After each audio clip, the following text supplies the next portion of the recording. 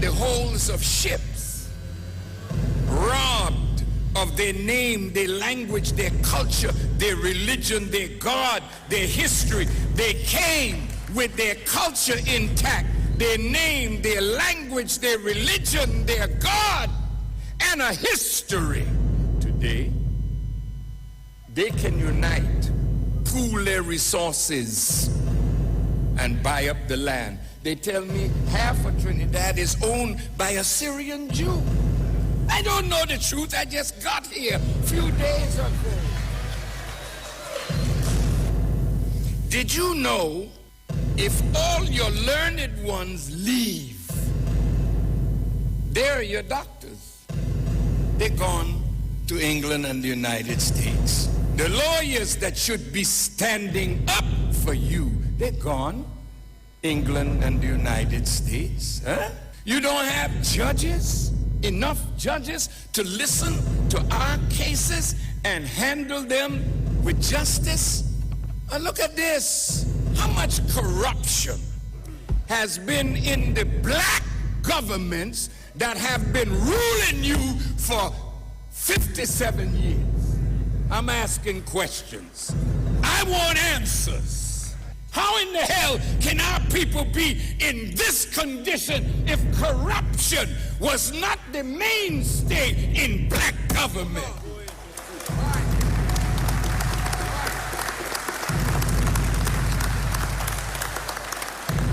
I ain't here to win no damn friends. If you're not a friend of the poor, I ain't no damn friend of yours.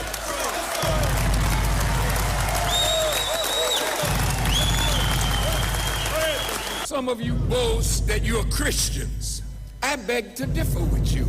Jesus would disown this bunch of mess that's walking around doing all this evil in his holy and righteous name. I beg your pardon. Just because you got a cross hanging around your neck, that don't make you no Christian. And just because you can say Alhamdulillah, that don't make you no Muslim either. See, the houses of religion are filled with hypocrisy. And the governments, they all know how to come at you when they want your vote. They all know how to talk sweet to you to get your vote. But after they get in power, how many of you can visit their office and sit down and have a civil conversation with them? Why should we vote for a black man that's an Indian at heart?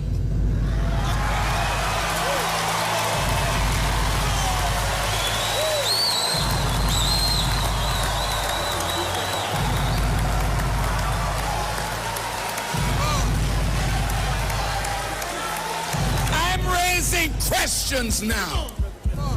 And I want us to look in the mirror at ourselves. Indians don't apologize to you for being who and what they are. Why in the hell should you apologize for being a black man who are the original owners of Trinidad and Tobago? I'm just very passionate in my love of black people and the pain that I feel for black suffering. How did the Syrian Jew own half the country? I'm just raising a question. The deal was set. How you turn your back on land and let somebody buy it up? Did they threaten you? But they own the land. I saw a beautiful documentary yesterday morning on Barbados. Few white people owning huge tracts of land. What are they building? 3 golf courses, a polo ground, and big, beautiful mansion that none of us could live in, except maybe to wash the floor, change the beds, and act like the slave that our great-grandfather was. How do you think your ancestors are thinking with what they went through to give us what we got? And here in 2012, you're in worse condition than your great-grandfather was when he was a slave. how could they come to us?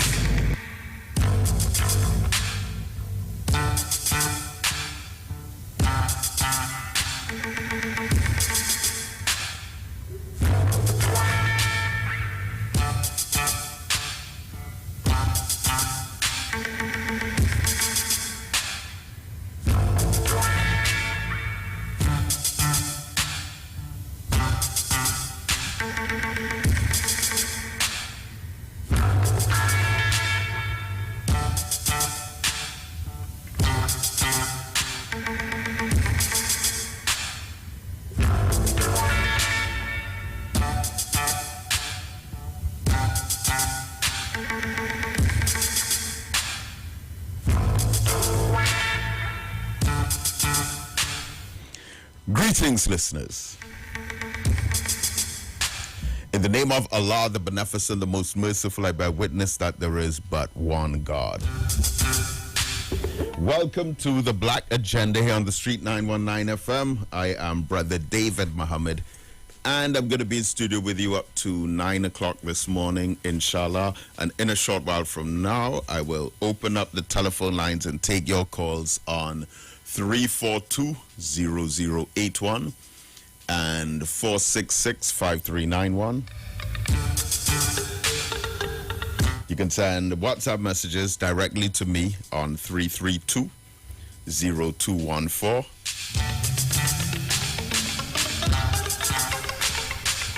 And you can go to Facebook and YouTube on the social media pages of the Street 919 FM and listen in and see what's happening in studio. So, my beloved people, another week in Trinidad and Tobago. And of course, last time I spoke to you on this platform, which, to be honest with you, over the years has become less and less the major means through which I communicate. Going back to 9 years ago, where I would have been on 4 nights a week, up to now, where the entire landscape has changed. Because it was sometime around that, or maybe a couple of years after that, that live streaming was introduced on social media platforms.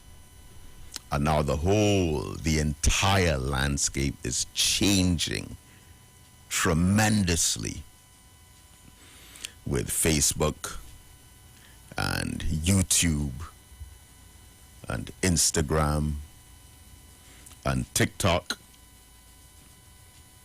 So with millions, literally millions of views on social media, that would have in a way replaced terrestrial radio and traditional television and even the reading of the newspapers, hard copy. Those are largely technologies that are fading out, but we have to keep up to date with whatever transformations that are being made. So whereas back in the 1940s and 1950s, with what was called rediffusion, where the whole family will sit down around the radio on a Sunday evening and listen to either Radio Trinidad or 610 on the AM band in the early days of radio, the first 2 radio stations in Trinidad and Tobago. If you said something on the air back then, the probability of it being heard throughout the nation was much higher than now, a time where we have 36 radio stations terrestrial in this tiny country. and access to hundreds, maybe even thousands of more online. And then the social media platforms, which have an added element and the ability to share content. So if you say something now on one platform, the only way it will be heard across the board is if it is shared or posted and reposted, and that people take an interest in it. And it's also very unpredictable. What hits and what misses. So, in this new technological age that is still launching new technologies, still new platforms are emerging and networks. It's a completely different kind of landscape. And my focus over the last, I'd say, few years in particular, has been on the development of our youth. So last week at this same time when I spoke to you, we were about to launch the George Padmore Boys Academy. Well, technically we had the official launch for African Liberation Day, but we were about to have the orientation session. And throughout the heavy pouring rain last week at around 9 o'clock, our young men came out for that orientation session, some of the parents as well. We put some posts on Facebook, and so we had a beautiful launch of something, a particular service, just like with all the other programs, but this one in particular, that we hope will go on way into the future, long after all of us are gone. The George Padmore Boys Academy for our young men 17 years and under. And so this morning we continue with session number 2, and we have attorney at law Jason Jones, young, brilliant lawyer, speaking on the law and our youth, understanding the courts, the police, the Constitution, the prisons, our youth and the law, understanding it. We live in a society where so many young men, young black men, are executed extrajudicially by the police, and of course reasons are given by the state, and those actions are often defended. Right, we need to understand this, and our young men need to know how to react, how to conduct themselves when speaking to the police. They have to know their rights, how to defuse a situation, and while standing up for their rights, to be affirmative but not aggressive, to be confident but not arrogant, to be intelligent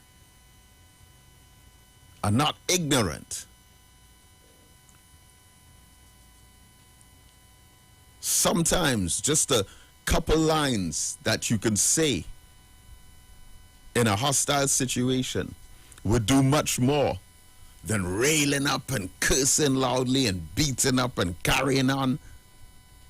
No, once you show your wisdom, your intelligence, it's a key, beloved. It's a tool. So, this morning, 10 o'clock at the Kwame Ture Center, that is our subject for this week, with our young attorney, who is brilliant in this field.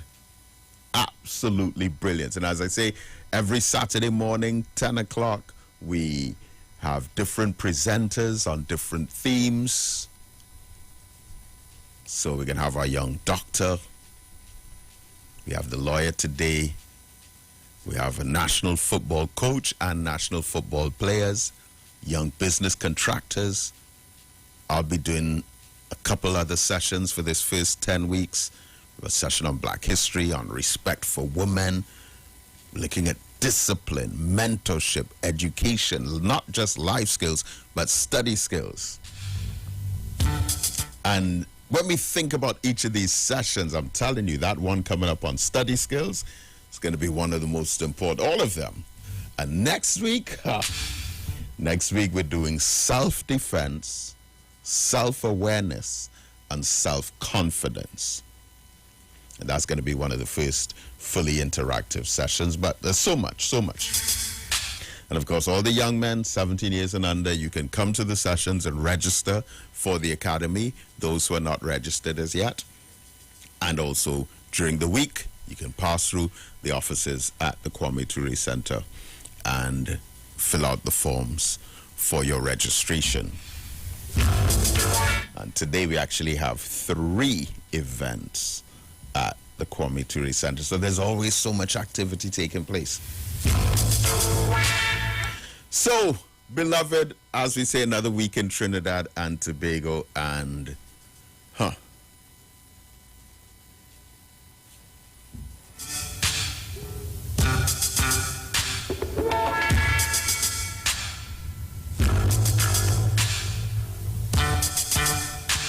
right, so much happening.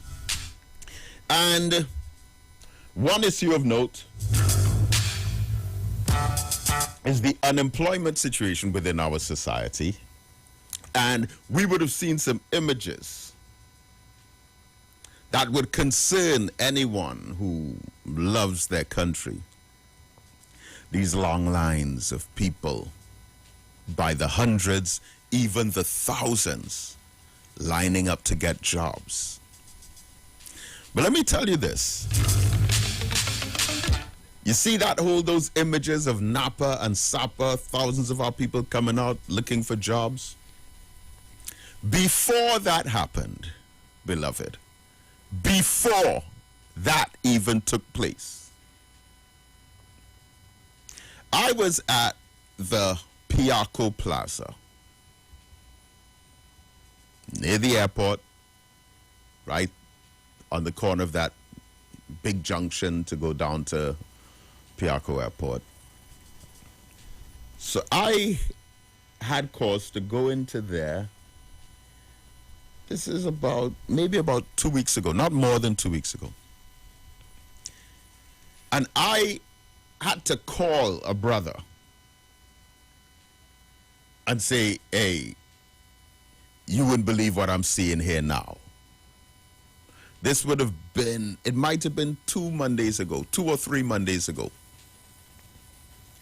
And I called our brother and said, listen, I am at the Piarco Plaza right now near the airport. And, I said, I have to send you an image of what I'm seeing here. Because at that Piarco Plaza, there was a company, wasn't a cruise ship company or anything like that, that was hiring people. They rented out a section of the plaza just to host interviews. This is a small, very tiny plaza. And in my estimation, there were about between 200 and 300 people at the time that I was there, which was barely for 20 minutes. And they had a room where they were carrying out interviews, probably looked like maybe about 12 at a time inside the room. But to see this remote place, very small, quiet plaza, not a whole lot of business takes place there, and to see these hundreds of people wrapping around the corner, I actually had to come out and ask and say, what's this about? What's going on here? And they told me They're apparently, well, I don't want to promote what they're doing, but it was a food business. Let me just say that. And I'm thinking close to 300 people, at least while I was there again for that 20 minutes, and it seemed like they were doing interviews all day. And I called the brother and said, listen, see this here? This is a sign. And it was after that that I saw on television and social media the images of the thousands of people coming out for jobs at Napa. What is this saying? Now, again, one of the embarrassing things about this country is that when there are issues of serious social concern like that, some feel compelled to try to cover it up or dismiss it or sweep it under the rug, when it's a real life problem that we have to deal with and that must be corrected. But that, I'm thinking about how many thousands of young people are going to go back home without jobs, no means to support their family or to pay for food, clothing, and shelter. There's going to be some kind of domino effect of that. There's going to be a reflection of that unemployment in other aspects of society. And you know what yesterday they said on the television news, one of the major television stations? They said there's an increase in the term they used. I think it was house break-ins. No, but they didn't say house break-ins. They used some other term. I think they said robbery and burglary for possessions. A term similar to that was used. They're saying in Trinidad and Tobago right now, there is an increase in robbery and burglary for possessions, for materials. Those words aren't exact, but it was words to that effect. That right now in Trinidad and Tobago, more people are carrying out crimes, robbing and stealing, burglaries, breaking into homes to get things to either use or sell, or if it's money to spend. And that there's an increase right now in Trinidad and Tobago for those things, right? There is either a direct or indirect link, clearly, to a high unemployment rate if more and more people are trying to steal material possessions from other people, and more people are coming up with some of these fancy elaborate plans to carry out robberies. All kinds of people dressing up like police officers, dressing up like, oh, speaking about dressing up like soldiers, listen. Oh, man. A sister in San Fernando informed us, and again, this would have been, I think it was last week Saturday. Now think about this, people. Last week Saturday in Marabella, a young lady is walking to buy some food with her two teenage daughters. She's wearing a fitted camouflage dress. The police stop, arrest her, handcuff her, take her to the police station where she spent overnight and came out Sunday afternoon for wearing camouflage clothing, not dressed like a soldier, wearing a fitted dress. There's no member of the military, none, who on duty would wear a fitted dress. None. None. You might have the same print, and a lot of us would wear the same print or the same fabric or the same colors as persons who do other jobs all the time. How do they rationalize that, though? And then a poor person has to pay a fine of some $800 or $1,200, whatever it is.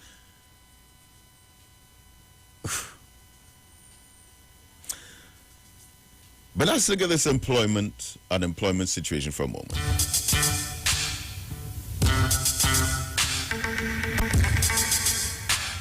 So, in analyzing this, it's not just a matter of two categories of those who are employed and those who are unemployed. It's more layered than that.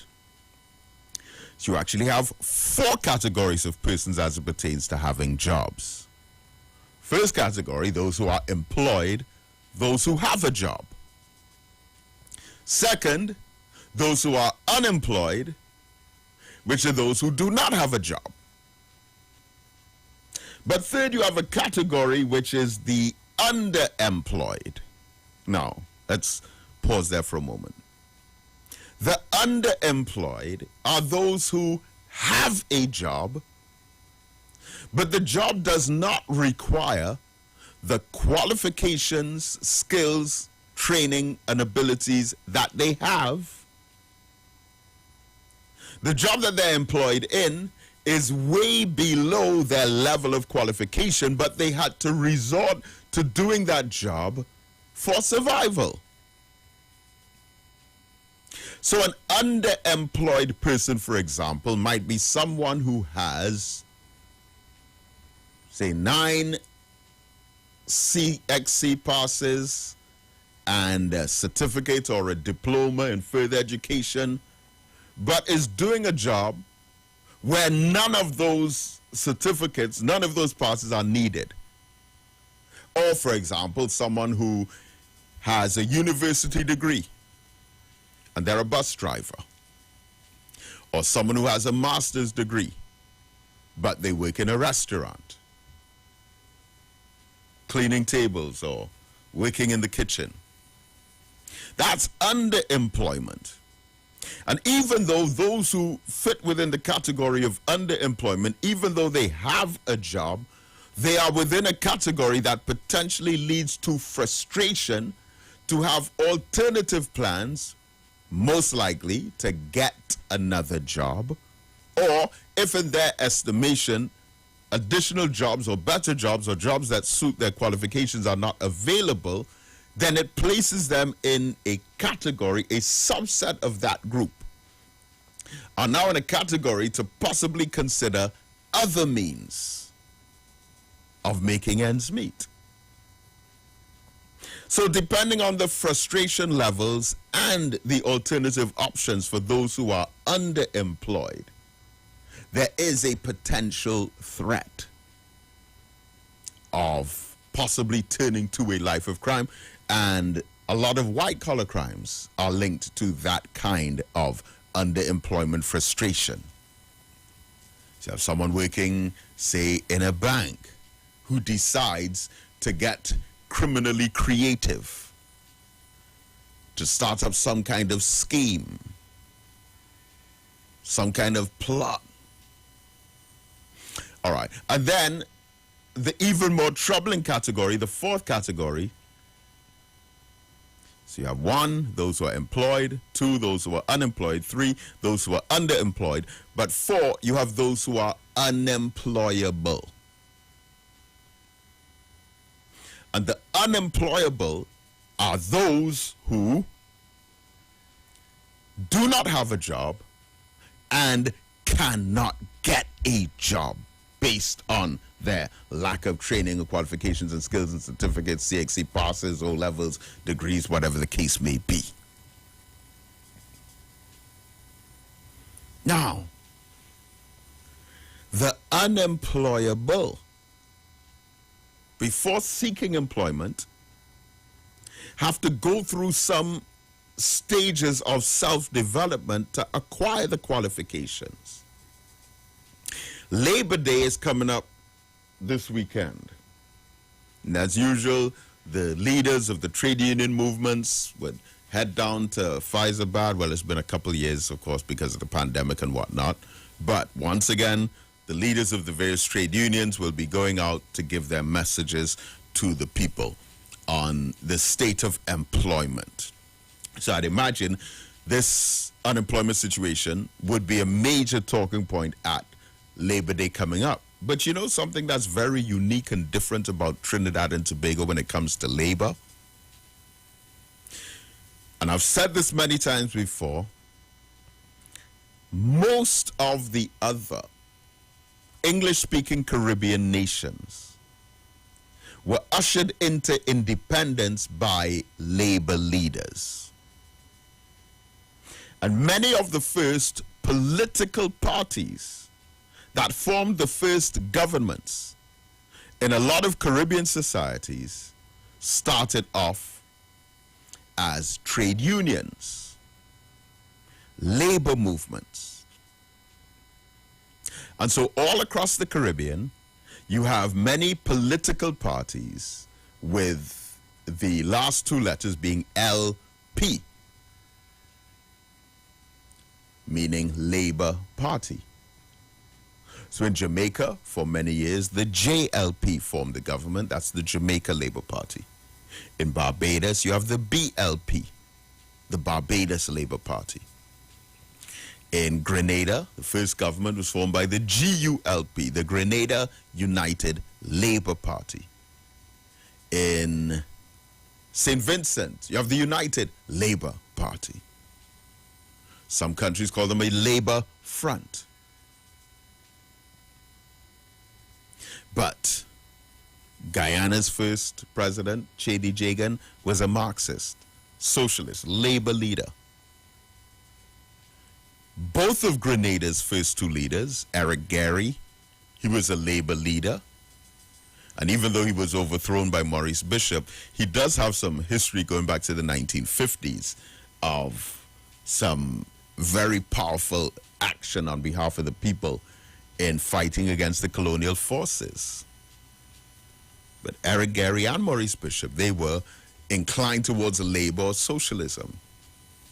Errol Barrow in Barbados, E.T. Joshua in St. Vincent, V.C. Bird in Antigua, Alexander Bustamante in Jamaica. All of them were labor leaders.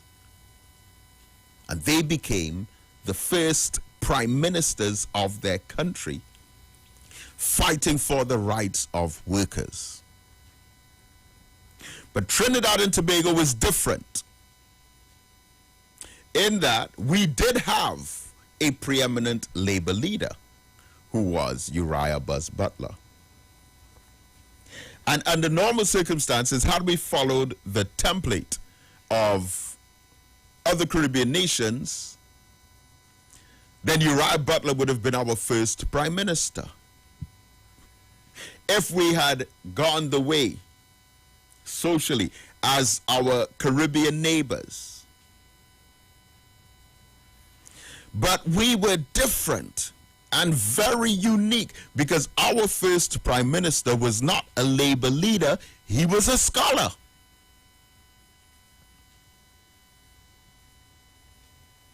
And so while the other Caribbean countries were looking at workers' rights, trade union issues, labor movements, and we're focusing on the workers, our first prime minister focused on education. Because if you have a labor force, but the labor force is unskilled or semi-skilled, then there will be high underemployment and also unemployability. So Trinidad and Tobago, fueled by also the energy sector, the oil industry, and the massive construction of primary schools and secondary schools all across this nation under the auspices of Dr. Eric Williams, we have and had one of the most highly educated workforces by average in this country because of the initial emphasis on educational infrastructure from the 1960s straight through to the 1970s and early 1980s. This was an advantage that Trinidad and Tobago had and has over many other Caribbean nations. Beloved, I can assure you, I travel all over the Caribbean, all over the Caribbean, multiple times. And I can say multiple times a year, minus this pandemic issue. And I've been all over, and I could tell you, I've never, ever, ever once met a Trinidadian in any part of the English-speaking Caribbean doing some menial job. Never. You'll never find it. And again, okay, yeah, I'm saying never. Maybe there is one somewhere, I'm sure. But the likelihood of you finding a Trinidadian working in one of these fast food places, cleaning toilets or sweeping the street or cutting the grass, you're not going to see a Trinidadian in any other Caribbean country doing that kind of work. Nor will you see someone from Barbados doing menial work. You won't find a Bayesian in Trinidad working in a gas station or working as a security guard. You won't find it. And you'll never see a Trinidadian in somewhere like Jamaica or Antigua or Barbados or Grenada or St. Vincent or St. Lucia working as a security guard or a cleaner. No, you won't. But in Trinidad, we have a gravitation of persons coming in from other parts of the Caribbean to do those kinds of jobs. And this is as a result of the kind of launching pad for our above average skilled and educated labor force within our society. Again, Barbados, pretty similar. So most times you see someone from Barbados working in Trinidad, chances are they're in the media, or they're a journalist, or they're a manager or a supervisor in some, maybe a bank or some major company. Likewise with Trinidadians. You'll see Trinidadians in other Caribbean nations in the media. They're managers in companies or supervisors at banks. And again, all of this goes back down to our early foundation from Dr. Eric Williams. Now, it's sad to hear people who don't know anything about Dr. Eric Williams attack his legacy simply because of the party that he's connected to. No. You cannot rewrite the history of Trinidad and Tobago as a country because you dislike his political party. In my humble estimation, it's a completely different party today than it was back then. As a matter of fact, the vision that Dr. Eric Williams had for Trinidad and Tobago, I think, left when he left. And of course, his party continued in different manifestations, and you have had those great moments that would reflect his thinking, such as the introduction of GATE by Patrick Manning in the mid-2000s. But since Patrick Manning, we've had two governments, both of which have severely interfered with the GATE that former Prime Minister Patrick Manning established. But in talking about this unemployment situation today in 2022, I want to lay that foundation for us to understand that all these Caribbean nations, all these Caribbean countries, the English-speaking ones, most, if not all of them, started off, their first governments were trade unions, their first prime ministers were labor leaders, and their first area of focus was workers' rights.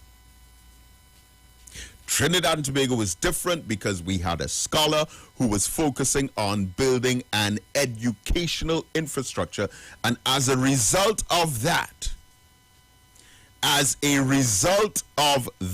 vision of Dr. Eric Williams, going back to the mid-1950s, along with the oil economy, Trinidad and Tobago today stands out in the region as having an above-average, educated, and skilled labor force. This is why you don't see Trinidadians in other parts of the Caribbean doing menial work. Yes, we go to America and Europe to do it. That's a whole other story. I'm not even getting into that right now. So, how did we get to where we are now, though? Well, all of a sudden, thousands of people, young people, I mean, I walked past that line, not the one at Napa or Sapa. I'm talking about before any of that happened. And maybe there are other parts of the country where you're seeing similar phenomena of hundreds of people lining up, coming out for jobs. But I just happened to be at Piarco Plaza on that day. I don't even know if they were doing recruitment on other days as well. Who knows? I can only talk about what I saw. I'm seeing young people, well-dressed, looking like they are pretty focused in life with their ambition. They have their documents, their folders, looking decent and sharp and neat. In fact, the people that I saw lined up there, all young, the majority black people, one or two in their 40s and 50s maybe, but most in their 20s and 30s it appeared. But you have so many people fitting that category. I want us to understand, beloved, remember, those who own and control the capitalist economy, those who own and control the means and forces of production, those who possess property that the government rents from, in addition to the other businesses that they have, I want you to understand, they have a vision for your children. And the vision that they have for your children is for your children to be semi-skilled and only partially educated, because they need a huge workforce that is semi-skilled and partially educated. They need that. So they have that vision for your children. But your children once had a vision of their own for themselves. What we have to address is at what point, when our children had a vision of becoming doctors, lawyers, accountants, teachers, managers, business owners, supervisors, administrators, at what point did the vision of our children extinguish, and then that vision was replaced by the vision that the 1% have for our children? At what point? This is what we need to be concerned with, beloved. How can we keep our children on track with wanting to become landowners, business entrepreneurs, managers, controllers, and captains of industry? They had that vision at one time. How can we keep it within their minds and not let it be replaced? This is how we begin to solve the problem. We'll have to continue this conversation. The views expressed are not necessarily the views of the management of the Street 919 FM.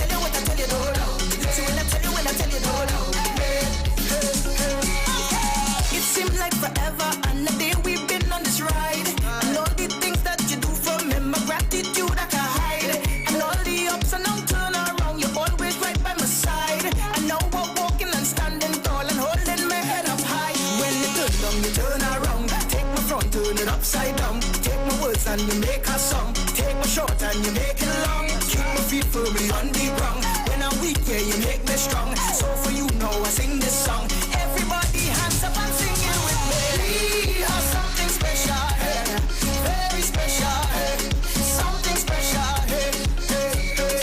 We have something special, hey, very special, hey, something special, hey, hey. See when I tell you, when I tell you, no doubt. See when I tell you, when I tell you, no doubt. See when I tell you, when I tell you, no doubt. Hey, hey, very special, no doubt. See when I tell you, what I tell you, no doubt. See when I tell you, when I tell you, no doubt. Where we going, where we going, where we going? We up and down, we all around. We going country, we going down. We going east, we going west. You know we friendship, it is the best. We up and down, we all around. We going country, we going down. We going down to the ground, to the ground, to the ground, to the ground, to the ground, to the ground. We have something special, hey, very special, hey, something special, hey, hey, hey. We have something special, hey, very special, hey, something special, hey, hey. See when I tell you, when I tell you, no doubt. See when I tell you, when I tell you, no doubt. See when I tell you, when I tell you, no doubt. Hey, hey, very special, no doubt. See when I tell you, what I tell you, no doubt. See when I tell you, when I tell you, no doubt. Hey, hey, hey. When I tell you, when I tell you, I tell you, when I tell you. I say what I tell you, when I tell you. I mean it. I tell you, when I tell you, what I tell you, when I tell you. I mean it. I telling you what I tell you, when I tell you, when I tell you, what I tell you. Tell you when I mean it. Looking for a safe and relaxed professional massage therapist and nutritionist? Look no further. Nature's Touch with Empress Judy and Associates offers a natural approach to better health. Treat yourself to a professional massage therapy and nutrition advice in a safe and relaxed atmosphere. Rejuvenate your body, mind, and soul at Nature's Touch Therapy. For an appointment, please call or WhatsApp 1-868-398-8282 or visit our Facebook page. Remember, your health is our responsibility at Nature's Touch. Better vision for your physical eyes, and through the eyes of faith, let healing arise in your mind, body, and spirit. At Natural Heal Ministries, we teach kingdom principles for living that brings the blessing of God to your mind, body, and soul. NHM Professional Associates are located at number 10 Moody Stewart Street, Monrepos, San Fernando. For more info, contact Dr. Desmond Phillip at NHM on 349-3494. NHM Professional Associates can be heard live on the Street 919 FM every Saturday from 9:05 to 9:55 a.m. Blessings in the wonderful name of our Lord and Savior Jesus Christ. You are invited to listen to the Final Hour broadcast heard every Monday from 12 midnight to 5 a.m. in the morning on the Street 919 FM radio. Hear my mom, Pastor Helen Garcia, and myself, Pastor Valentine Garcia Jr., preach the Word of God to the elderly, youth, and children. We can be contacted at 629-0113 or 623-8444. The church is located at 26 Prince Street in Port of Spain. We look forward to you joining us. God bless you. As my life I lay it on the altar, as my life.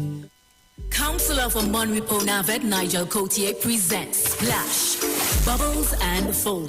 Saturday, 9th July at Monrepo's grounds from 10 a.m. Splash, Bubbles and Foam. Lots of prizes to be won. Look out for the Counselor's Cup Small Goal.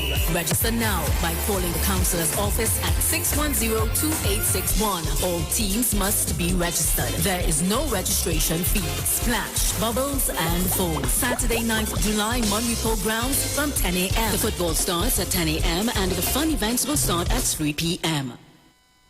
Share the live. Share the live. The Street 919 FM on Facebook and Instagram. Share the live. Iowa George on Instagram. Share the live. Iowa TV and Street TV on YouTube. Share the live. The Street 919 FM.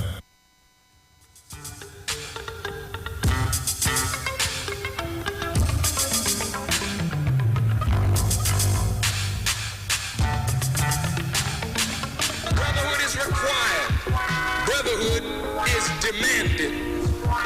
Brotherhood is obligatory.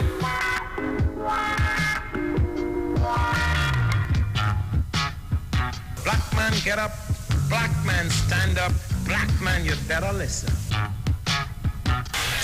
So there's a need for brotherhood. Black man, get up. Black man, stand up. Black man, you better listen. Black man, get up. Black man, stand up. Black man, you better listen. Brotherhood is demanded. Black man, get up. Black man, stand up. Black man, you better listen. Brotherhood is required. Brotherhood is demanded. Brotherhood is obligatory.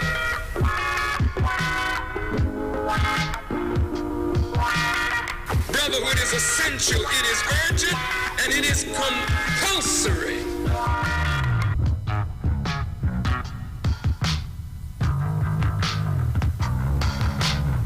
But the time demands brotherhood.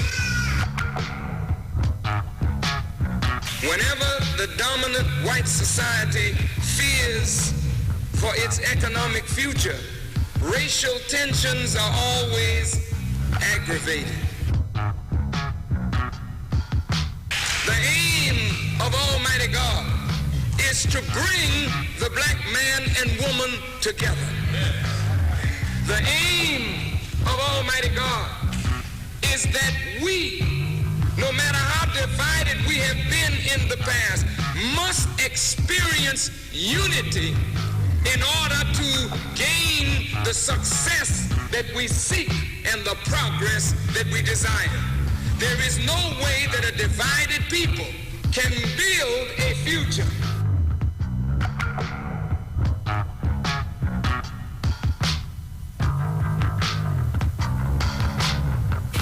Brotherhood is required. Brotherhood is demanded. So there's a need for brotherhood.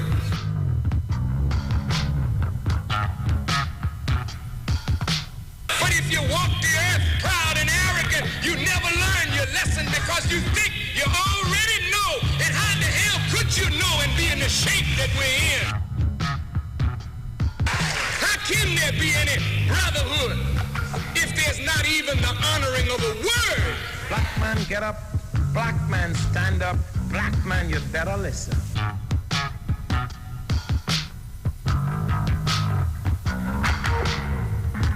Black man, get up. Black man, stand up. Black man, you better listen. Black man, get up. Black man, stand up. Black man, you better listen. But the Quran and the Bible bear witness that the heavens and the earth were created with truth. Black man, stand up. Black man, you better listen. Brotherhood is required. Brotherhood is demanded. Brotherhood is obligatory. Brotherhood is essential. It is urgent and it is compulsory. I feel that every man that wants to speak should have the right. And if you think you know it better, get on up. Come on. And get on and do the job. But if you don't know what to do, come on, and all your mouth is able to do is condemn and criticize, but you have no works to show the rightness of your philosophical adherence,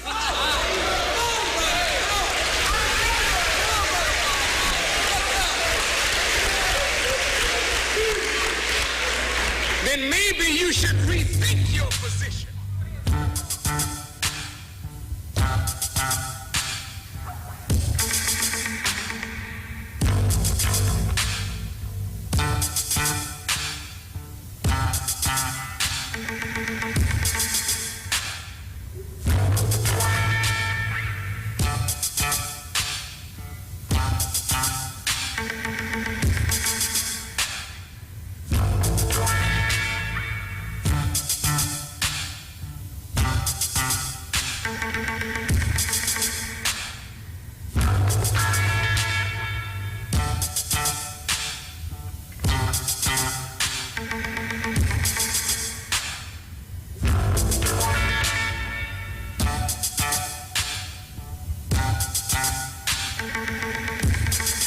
Welcome back and welcome to the second hour of the Black Agenda here on the Street 919 FM. We're opening up the telephone lines now. But I just want to make the point, as we had closed off in the last hour, on the idea that there are those who have a vision for our children. The vision that they have is that we end up as workers for them. And part of their vision is that enough of us do not achieve, do not graduate out of university, do not become business owners ourselves, and have to rely on renting our homes. Their vision for us is that enough of us must live like that so that we can be their employees to contribute towards the success of their enterprises. Fine. If they are preoccupied with having a vision for us to fit that category, okay, that shouldn't really concern us for as long as we hold on to the vision that we have for ourselves. To properly educate our children, to teach them the value of saving money, to share with them the ideas about going into business, but in particular to pool their resources. They must unite. We have enough resources in every one of our communities for us to go into business with each other and become as productive and progressive as any other enterprise on the outside of the community. Beloved, please think. And as the Honorable Minister Louis Farrakhan says, he said we don't want to break up the gangs, but we want to give the gangs the right idea. So if we have gangs in the community that could get conscious enough to make a decision to stay away from any kind of criminal behavior, but they still remain together as a fraternity and pool their resources, they can open up a food business. They can open up a laundry or dry cleaners. They can open up a transportation company or a security company, so that instead of our brothers and sisters being paid $15 an hour, 12 hours a day for 6 days a week, while the owners of the company take home the mass surplus, we could do these things for ourselves. Now, there are those who hate this message because black unity represents an economic threat to those who exploit us. But we're not worried about them. Our focus is not on them. We're not thinking about any 1% or any Syrians or whites. So that's not our interest. Our interest must be on ourselves, properly developing our youth. So once again, beloved, this morning, 10 o'clock at the Kwame Ture Center, we have session number 2 for our Boys Academy, and we're looking at the law and our youth, the Constitution, the police, arrests, the courts, the prisons, understanding the system, what a young black male needs to know and understand about that entire scenario. Because I, who have visited the prisons across the nation over the years, probably well up to 100 times, it's only us in there. We're not the only people who are committing crimes, but we're the only people who end up in there by proportion. So send out the young people this morning, or you can come with them. The parents are welcome to attend as well. All right. So let's open up the phone lines. Like I say, it's unpredictable on a Saturday morning here on the street. 919-342-0081 and 466-5391. Caller, are you there? Yes, I am here. I got in. Oh. Lovely. Good morning. Good morning to you. Good morning.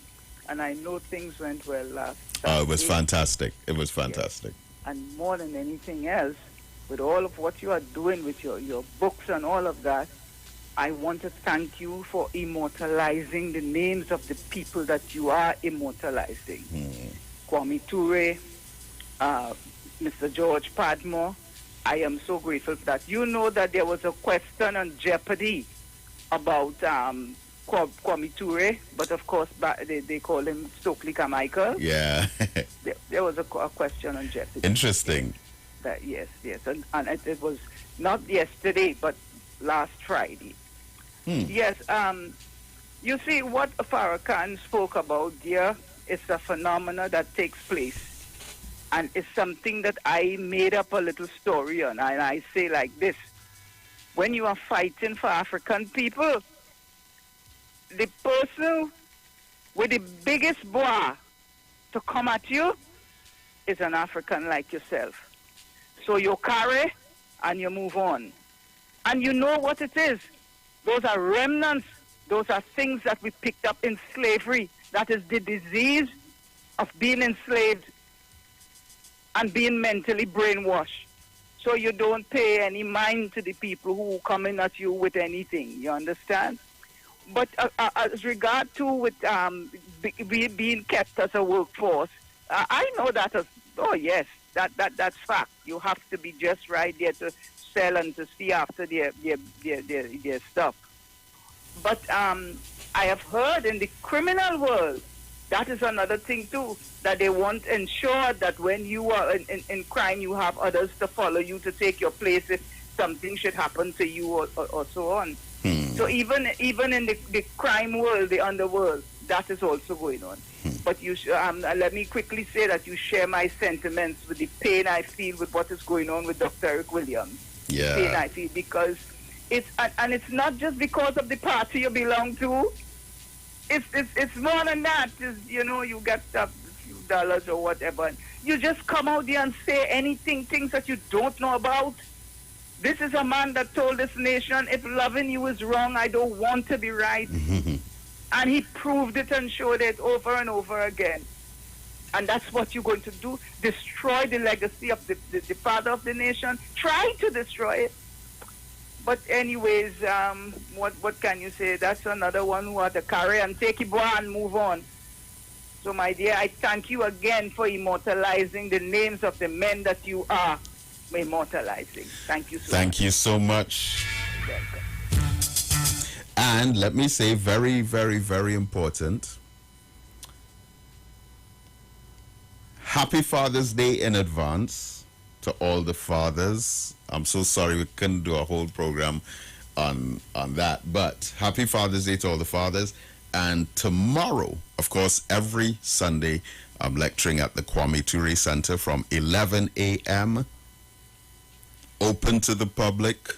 We have some powerful presentations every week, every morning, every Sunday morning, 11 o'clock. But right after that, I'm heading down to New Grant. And I'll be speaking at the Hindustan Community Center in New Grant. It's an African Liberation Day celebration that is being merged with a tribute to the Black Fathers. So it's from 3 p.m. to 6 p.m. tomorrow. There's no entrance fee, but there will be light refreshments on sale. There's a number of performers: Josh Small, Sister Arlene, Antillian, the All-Stars, Panside. There's drumming, there's music, there's dance, light refreshments on sale. It's going to be a whole family day. So this is the New Grant community, and it's the Hindustan Community Center, New Grant, tomorrow from 3 o'clock.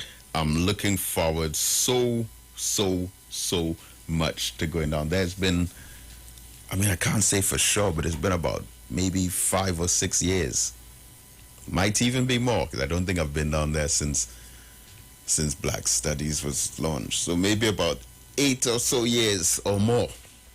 But Hindustan Community Center. So our people down in South, in that area, look forward to seeing you there tomorrow, inshallah. Caller, good morning.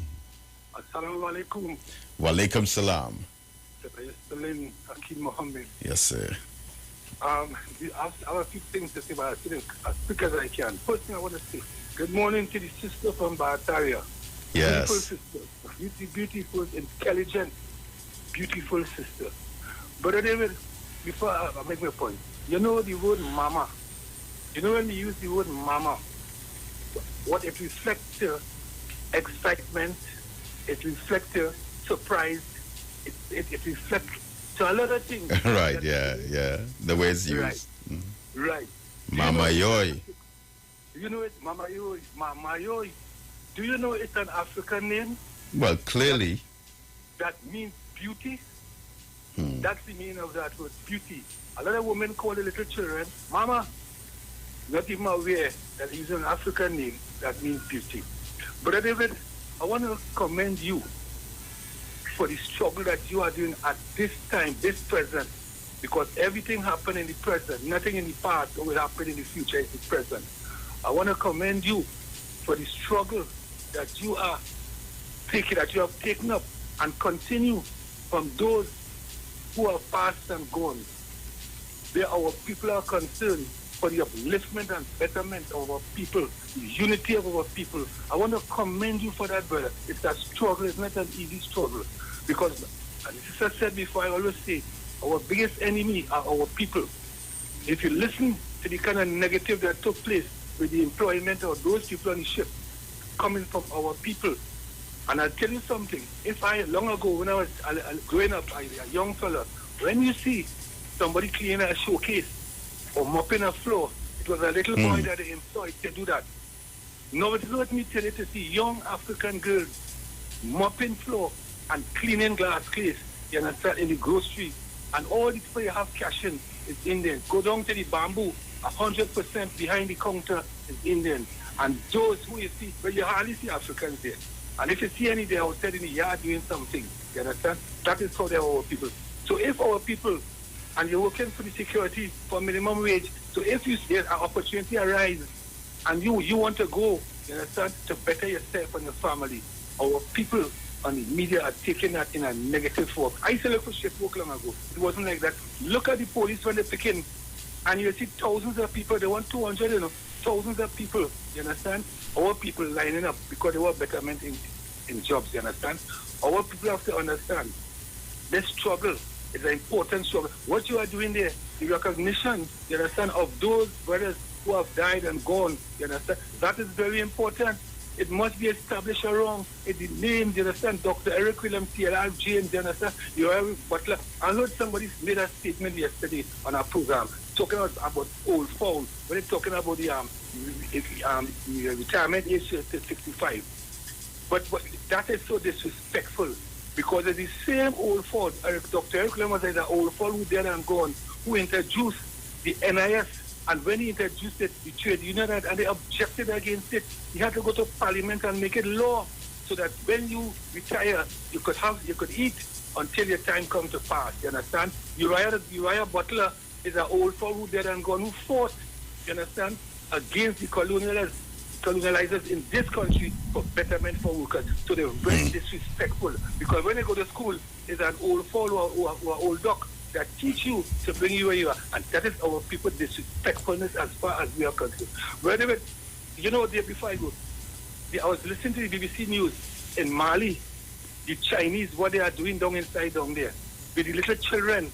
I'm sorry that you didn't hear that. What they are doing with little children, have them describing themselves as monkeys and underachievers, you know. It's a story that you didn't hear in BBC News, that they're repeating that. The Chinese are not easy. When you come here, look at them here. They come here and you know what they do? They take the Indians and put them to do cashing, and they take our people and put them on the floor to do the security guards that guarding all of them, to see that we are coming and pick up nothing, you understand? are all African. And that is the kind of thing our people, it hurts me. I just feel it inside. But you see me? I have nothing to fear because I am Africa and Africa is me, you understand? The work that I do, you understand, in giving people the name, that is important that they will carry on and pass on to their children. This is Africa, and this is what we have to do. It's too much to talk, you understand, on the air because it's such limited time. But I want to commend you and the Nation of Islam. And you're not hearing none of them on the media talking about you and what you have done for the young people of this country to bring them to that country. They wouldn't talk about that. That is positivity. They'll talk about negativeness. And the name, you see Shamfa Kojo? Kamla Prasad Bisesa could not tell that to Shamfa Kojo because Shamfa is an African name that means sunshine. She could tell her that, and her father and her parents at that time had to be intelligent. And if all people were intelligent, they would start to reclaim our name. Have a good day, my brother. Thank you so much. And let me just mention one more thing. As I said, we have 3 activities today at the Kwame Ture Center. But another one is the public speaking workshops that we so proudly hosted over the last couple years, minus the pandemic. It's resuming today. That's from 3 o'clock in the afternoon, and that is running from today, Saturdays at 3, up to August 20th. Right now, there's a cost for the public speaking workshops. So it's a course, but the sessions can be paid for individually. I think it's $60 per session. And I'm going to give you a number that you can call Mr. Josiah. Mr. Josiah's number. Any information on the public speaking workshops, any details on registration or payments for the public speaking workshops that are starting this afternoon at 3 o'clock, you can call Mr. Josiah on 762-2007. All right, that's Mr. Josiah in charge of the public speaking workshops, 762-2007. Oh, yes, so much happening, so much happening. All right, so our telephone lines are open and we're taking your calls on 342-0081 and 466-5391. And we have been looking at the unemployment situation. Now, historically, Trinidad and Tobago have been balancing around a 5% unemployment rate for quite a while, which is similar to that of the United States of America. So 5% is not a terribly high unemployment rate. But part of the issue is a lot of our employment is seasonal. All right, temporary. Caller, good morning. Yes, good morning, David. How are you doing? I'm great, thanks. I'm calling into reference about the Kamla Bisesa saying that African people don't have the name. Now, for instance, I go back to saying that, you know, how many Afro-Trinidadians name their kids with African names. And I can remember kids coming to my school, Superior. I'm from Superior. And they have African name and they be laughed at. The name will be laughed at. Of course, by African people. Right. Okay. As a matter of fact, you know what a lot of people brought back to mind? When A.N.R. Robinson in 1991 went to Africa and was given an African name and made a chief as a descendant of enslaved Africans over in the Western Hemisphere who rose up to become the leader of a nation. He was honored in Africa and given the name of an African chief, and politicians in Trinidad, African politicians, laughed and made mockery of his name. Some of them are still in office today. Right.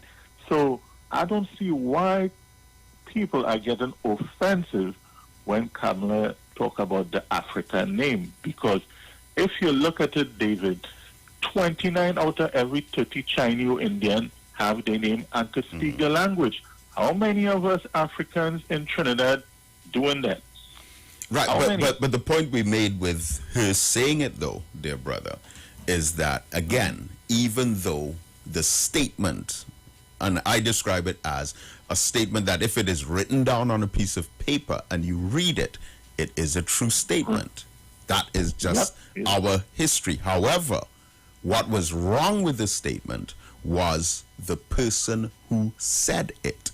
Non-African people have to be mindful and sensitive about making any statements about our historical traumatic experiences, that it comes across as highly offensive and inappropriate for any non-African person to remark, whether it's humor or mockery or making fun of any experience that we as African people would have had that would have been connected to our historical trauma.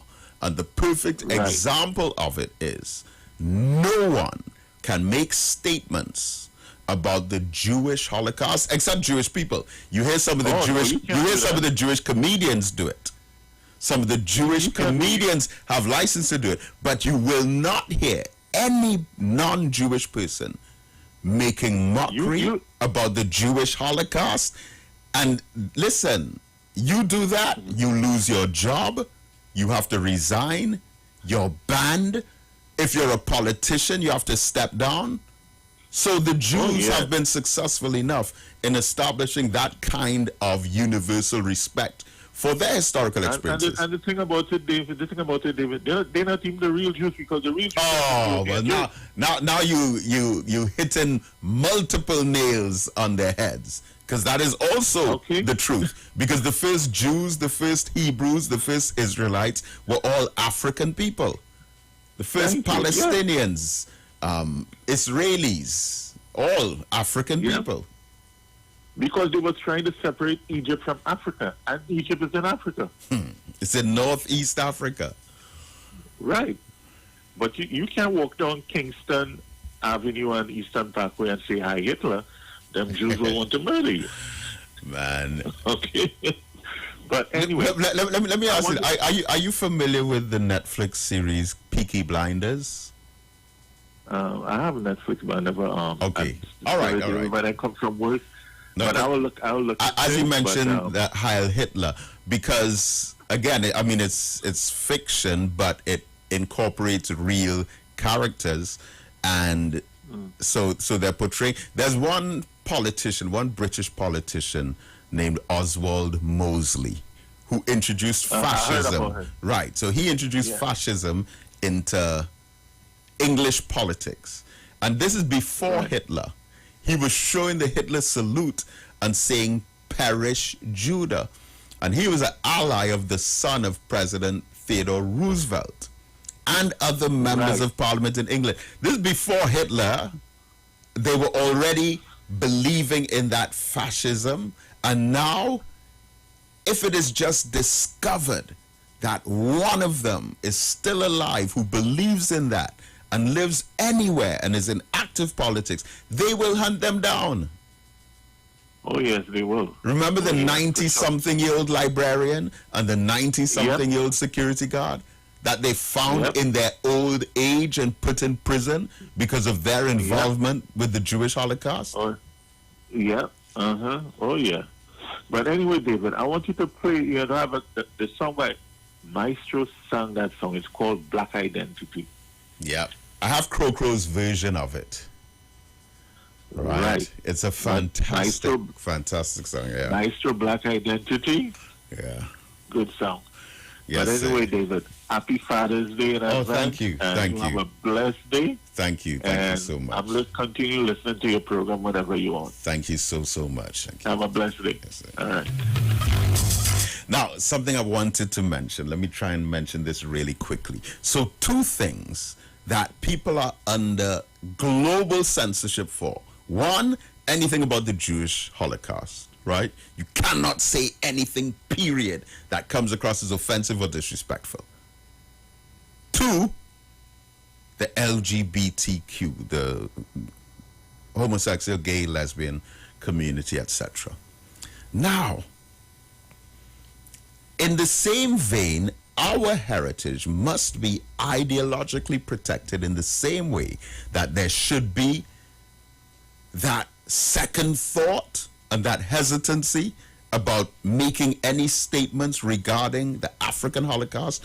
But you have a lot of people, even in the universities here in Trinidad, who try to deny the reality and the truth of the African Holocaust, which contributes towards the trivialization of it. But I would have spoken a couple months back about one of the new Star Wars series, The Mandalorian, and that a lady, she's a MMA martial arts wrestler, fighter, Cora. Her name is something Cora. Can't remember her full name. But anyway, she's in Mandalorian. She was in Fast and Furious and so on.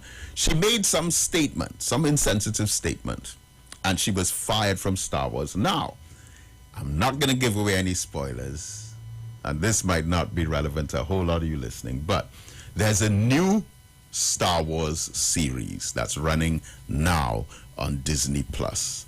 It's called Obi-Wan Kenobi. Obi-Wan Kenobi, for those of you who remember, Star Wars came out in 1977, and it was largely centered around this rivalry between Obi-Wan Kenobi and Darth Vader. Darth Vader used to be Anakin Skywalker, and then he turned to the dark side of the Force. He became Darth Vader and the evil ruler of the Empire, and so on and so forth. Right, so over the years, you've had all these films. I remember 1977, the first Star Wars film came out. The second one came out in 1983, The Empire Strikes Back. And it was a huge thing at the time, 1983, for a black man to be in Star Wars. That was Billy D. Williams. Interestingly, they brought back Billy D. Williams, just like how they brought back Harrison Ford for the final 3 movies. And then from that time to now, you've had a number of black characters in Star Wars, including Samuel Jackson. So Samuel Jackson played a major role in episodes 1, 2, and 3. Right, so now, in 2022, the Disney series has come out, because remember, Disney has purchased Star Wars. And some of the scenes have been described as the most highly anticipated rivalries in film in years, more than a decade. And that is Obi-Wan Kenobi, again, versus Darth Vader. Now, if you've been following Star Wars over the years, it is an incredible series. They're releasing one every week. So the 5th one was released this week, and there's just one more, which is going to be released next week. And it's highly likely there'll be a few other seasons, maybe next year or so. But in this series of new Star Wars episodes, there's a black girl who is just outstanding. Again, I don't want to give away too much, but she's an actor, a fairly new actor. Her name is Moses Ingram, and she plays the role of, I guess you can say, an understudy of Darth Vader. And then Darth Vader, promotes her as his right-hand person. There's much more that happens after that, which I won't say. So in the series, she goes by the name Third Sister. And this black woman, young black woman, plays such an incredible role, an amazing role. Only for me to find out yesterday that this incredible young actress, beautiful, talented, come to the forefront of Star Wars in this major role, has received hundreds of death threats and racist abuse. for no other reason than being a black woman in this high-profile role of Star Wars. Now remember, over the years, there have been 11 or 12 Star Wars films, I think 11 Star Wars films, and then you have the other episodes. There have been several black actors in Star Wars over the years, starting with Billy D. Williams. Several. And then for this to happen, this is 2022. The series is not even 2 months old as yet. The first episode would have been launched 5 weeks ago. And from that time to now, hundreds of death threats and racist abuse. In 2022, now we saw what happened in England last year with the English football team, with the 3 black players who missed the penalties or who didn't score the penalties, and they were victims of a barrage of racist abuse. So much so that the coach of the England national football team, Gareth Southgate, listen to what he said. He said, this is the coach of the England national football team, which out of a squad of about 23 players, 10 of them are black. So you have 10 black. Almost half of the England national football team is black. More than half of the French national football team is black. And the coach said, for the World Cup, which is starting in November, congratulations to Trinidad and Tobago Soca Warriors, by the way, in their recent victories against St. Vincent and the Bahamas. And best wishes to the under-20 national team that has games coming up next week for the under-20 CONCACAF Championships. But the coach of England said that for the World Cup, this is how bad it is. For the World Cup coming up in November in Qatar. Congratulations to Costa Rica as well, representing CONCACAF, who just qualified for the last spot by beating New Zealand. Stop beating around the bush. Here we go. So the head coach of the England national football team, Gareth Southgate, said that for the World Cup, he is not going to let any black footballers kick a penalty. This is how bad it is in 2022. He said he is not going to let any black footballers kick a penalty, because if they do and they don't score, they will be victims of racist abuse from all across the country. Now, check this out. England just lost 4-0 to Hungary. They drew 1-0 with Germany. They drew 0-0 with Italy, which aren't bad results. But then they lost 4-0 to Hungary. And one of the games that they just played, because right now FIFA have what is called the Nations League. Every single confederation has their Nations League.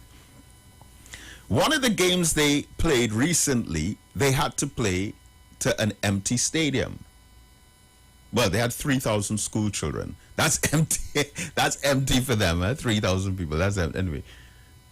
But the fans were banned from attending. It was either one game or 2 games, but they didn't play at Wembley Stadium because of punishment to the fans for, 1, their racism, but 2, for showing the Hitler salute. Now imagine the English gone over to Germany, and whether they were drunk or whatever, putting up this Hitler salute. They are under investigation. That is, so while there's still racist abuse against African people in 2022, death threats, calling for, all different kinds of really mentally disturbing, twisted outbursts.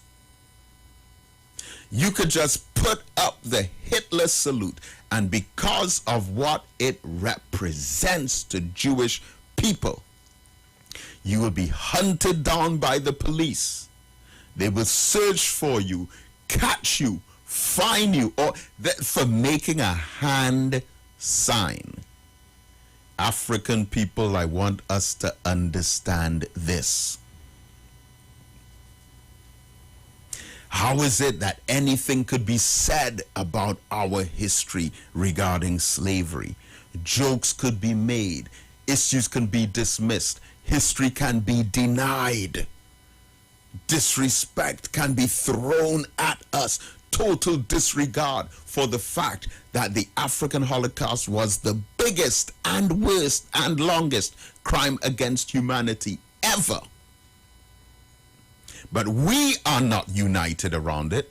We rather sell our souls for political parties and defend those in them, even if they contribute towards the same disrespect for African people. But the Jews, you could be in a dark alley in a remote town somewhere, and you put up that hand sign, they'll go after you. And when they highly publicize it, whatever job you're doing, trust me, you'll have to resign. You will have to give up whatever title or position you have, or you'll be fired. Think, people. All right, 342-0081 and 466-5391. So very busy day today. George Padmore Boys Academy meeting this morning, 10 o'clock, the law and our youth. Bring out the young people. And then public speaking workshop from this afternoon. Caller, good morning. Thanks for holding. Yeah, Mr. Good morning to you, Brother Mohammed. Good morning. I must say, once again, as I listened to you last week and this week, and I must say that I want to thank you very much for reminding this country that one of our brothers, our great brothers, went to follow his ancestors. Like what Kamala do when she was Prime Minister. She went India to look for her ancestors, to look the tongue, the community she come from. And when our brother, former Prime Minister, named so rest in peace, N.L. Robinson, went to Africa, our own, it wasn't the East Indians here who make fun of him. It was the African community who make fun of him.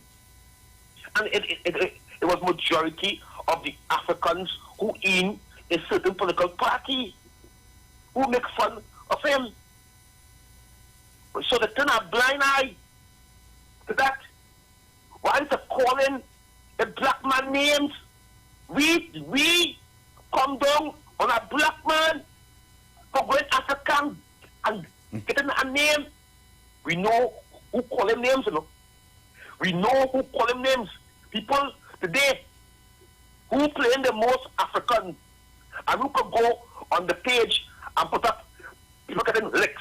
We know who call him names. So don't fool Kingsley. Don't fool Kingsley. But Mohammed, I want to tell them this. It has a God, you know.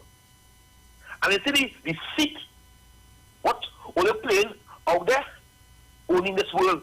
But you see the next world, where all of us have to face God. That is the way we have to answer for. Because, Brother Mohammed,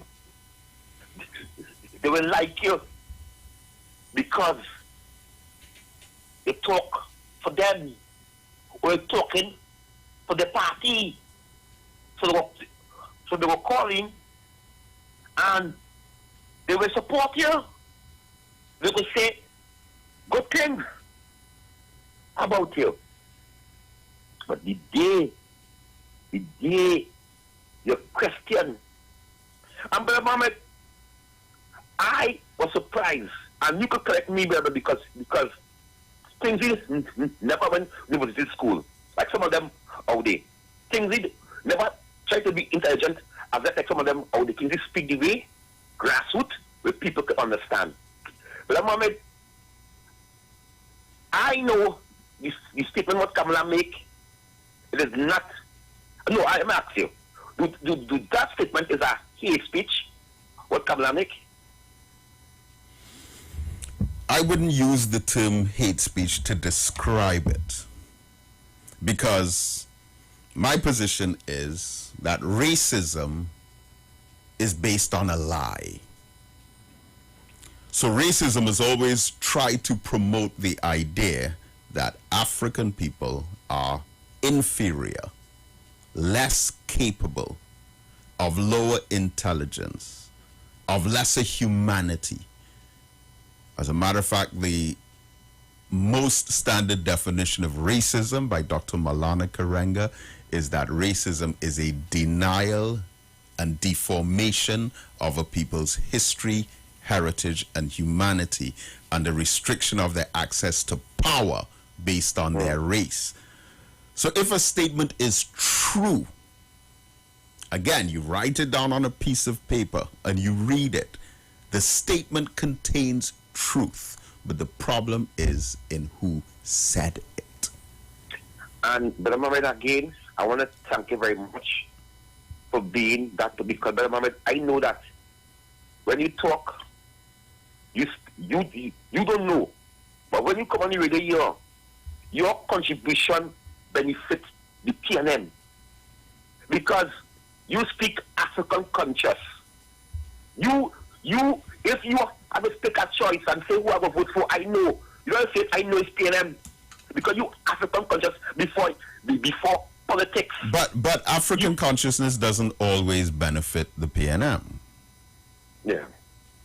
I mean, there are moments when it will, but on several occasions, the message of African consciousness is actually a threat to many of those who finance the PNM.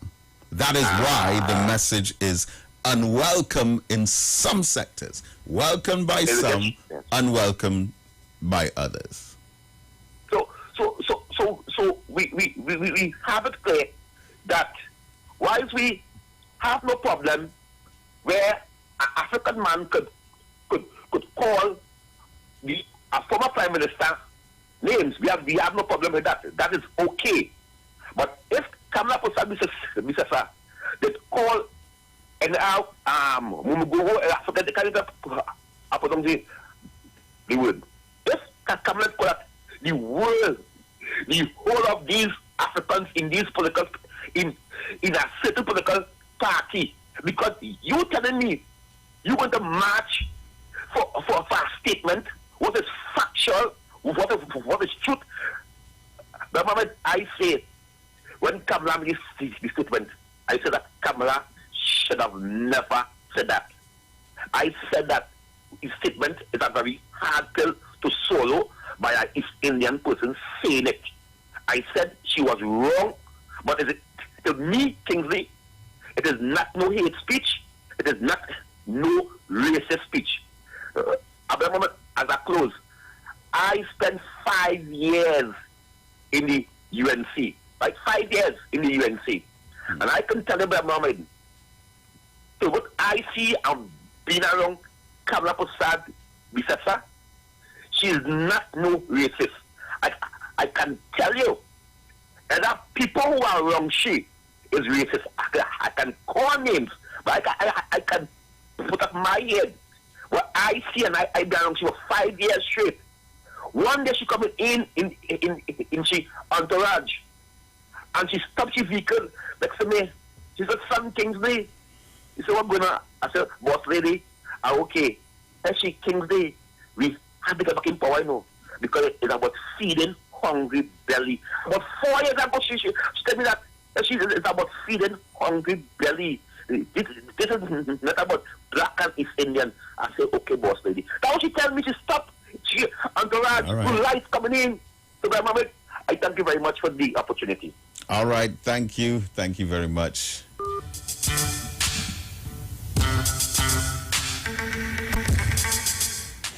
And you see, when it comes to politics in this country, no political party has had a perfectly consistent record.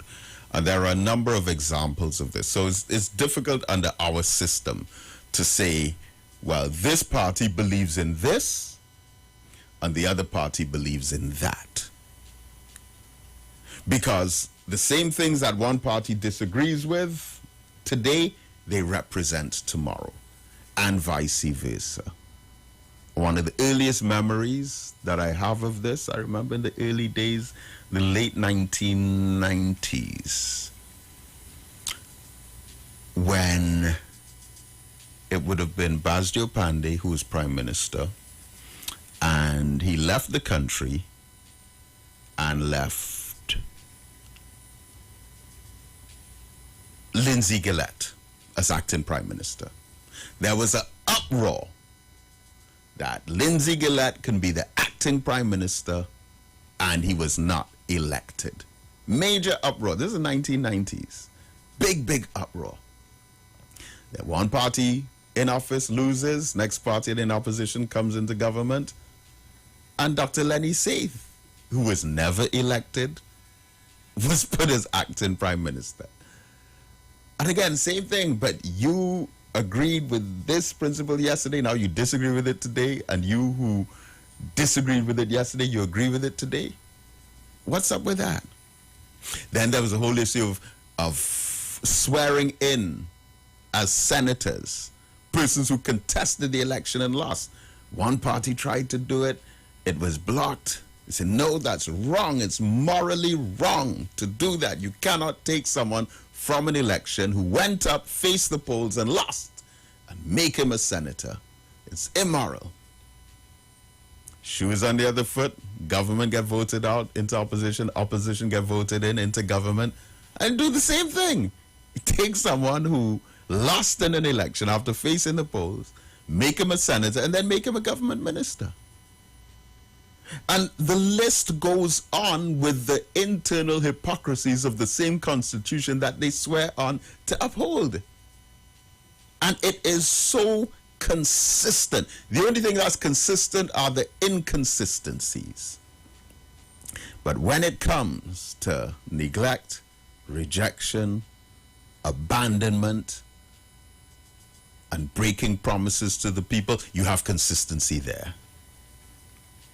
When it comes to turning a blind eye to the corruption, you have consistency there. When it comes to turning your back on the masses and bringing in someone quietly through the back door and giving them contracts to the tunes of hundreds of millions of dollars for them and their family, you have consistency there. But principle, respect for the Constitution, respect for the law, no. And don't even get me started in talking about the 1990 July 27th coup. One of these days. So, beloved family, this is where I leave it for this morning. Inshallah, I'll be back on next week, Saturday, for the Black Agenda. So this morning at the Kwame Ture Center, 10 o'clock, we have our Youth Academy session number 2. Stay tuned to Street 919 FM as I greet you in peace. Assalamu alaikum.